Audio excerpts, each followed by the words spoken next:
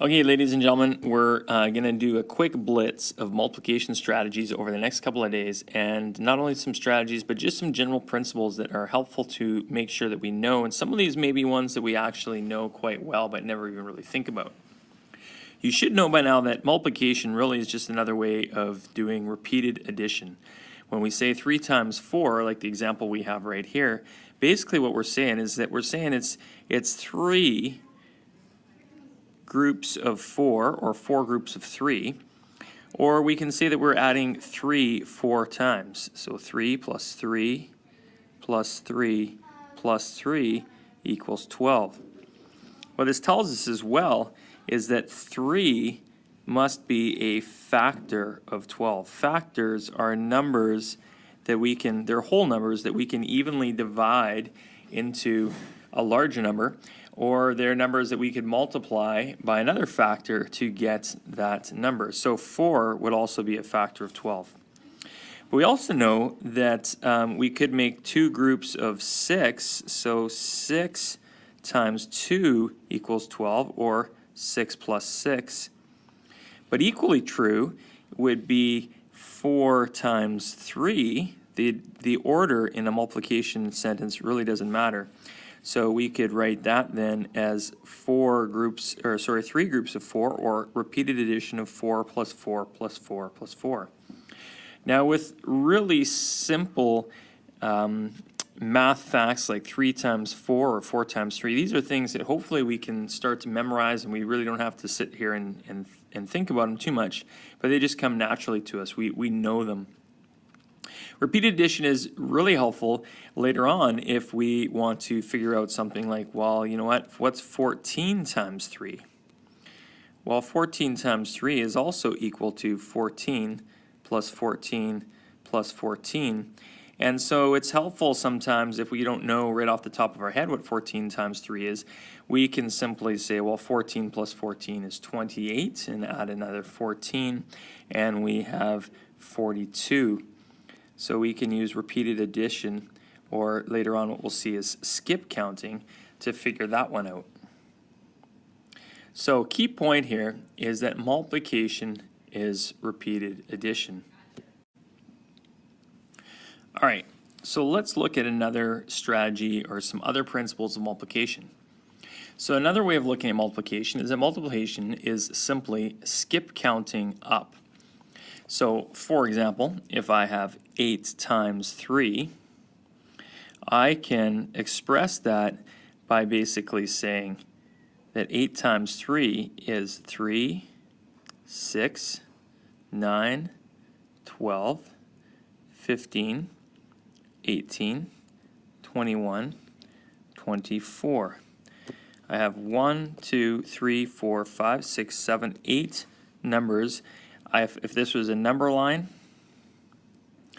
and I was starting as 8 times 3, I could show that as 1, 2, 3, 4, 5, 6, 7, 8 jumps to get to 24 if I was jumping by 3.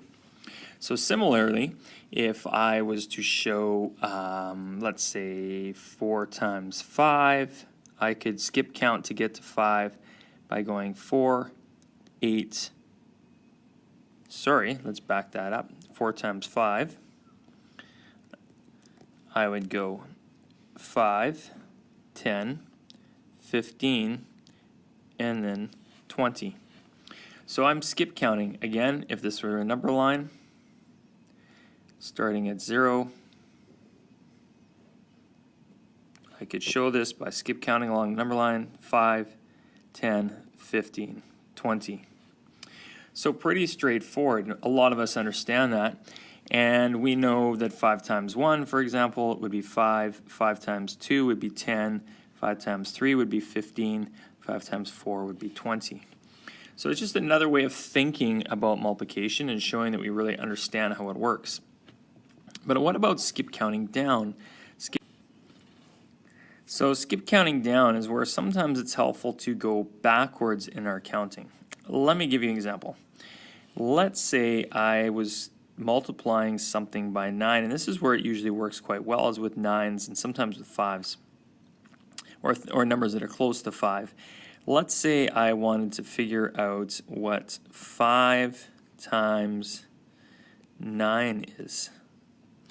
Well, if I was to skip count by 5s, it'd be 5, 10, 15, 20, 25, 30, 35, 40, 45, and 50. If I was going all the way to 10, I know that 5 times 10 is 50.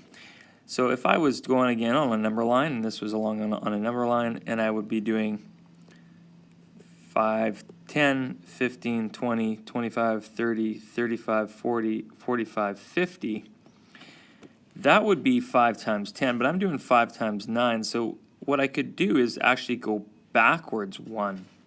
So in other words, I could figure out what 5 times 9 is by knowing that 5 times 10 is actually 50, and 10 is equal to 10 minus 1, or sorry, 9 is equal to 10 minus 1. So it would be the same thing as 50 minus one of those 5s, and that would give me 45. So in this case, I'm skip counting down to get to a number. So let's try maybe another one. Let's try skip counting down with another number. Let's say we're going to do 7 times 9. Well, I know that 7 times 9 is 63, but that's not the point. The point here is to show that we understand how multiplication works. So if I was to, if this was a larger number, and this is where this becomes really, really helpful, and I'll show you an example of that in a minute. But let's say I'm trying to figure out this one. This shows us that, you know what, we really don't need to worry too much about our 9 times tables. If we struggle with those, we can get by as long as we know our tens. I know that 7 times 10 is equal to 70. And again, 10 is the same thing as 9 plus 1. So in order to get from 10 to 9, I need to take away 1. So all I need to do with this, if I know that 7 times 9 is equal to 70, I know that 7 times 9 is simply 70 minus 7. I can count down or count backwards. I can use subtraction to figure out what my final answer is. So again, super, super helpful if we're dealing with a bigger number somewhere down the road. Let's say we do 24 times 9, and I don't know exactly what that is. I can estimate that. I can say, well, you know, it's roughly 25 times 10. It's going to be maybe 250-ish, somewhere in that range. But again, as long as I know my tens, I'm okay. 24 times 10 is going to be 240. But I got to subtract one more 24 because I'm not multiplying by 10. I'm multiplying by 9. So 240 minus 24, well, I can do that in my head, and that would be 216. So I can figure things out relatively quickly by using this whole idea of counting backwards. So again, if I wanted to count upward to figure this one out, I could go 24, I could go 48, I could go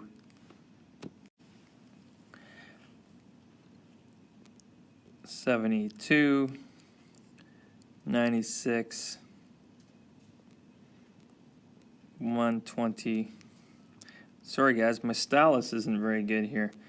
144. If I was skip counting, then I get 168. Still skip counting, 192, 216. Let me just make sure I got it right. I got 1, 2, 3, 4, 5, 6, 7, 8, 9 jumps. So that's another way that I could figure out when I'm using larger numbers. But definitely the counting back or counting down is a way faster method than counting up or skip counting as I've done in this example. All right, you try some.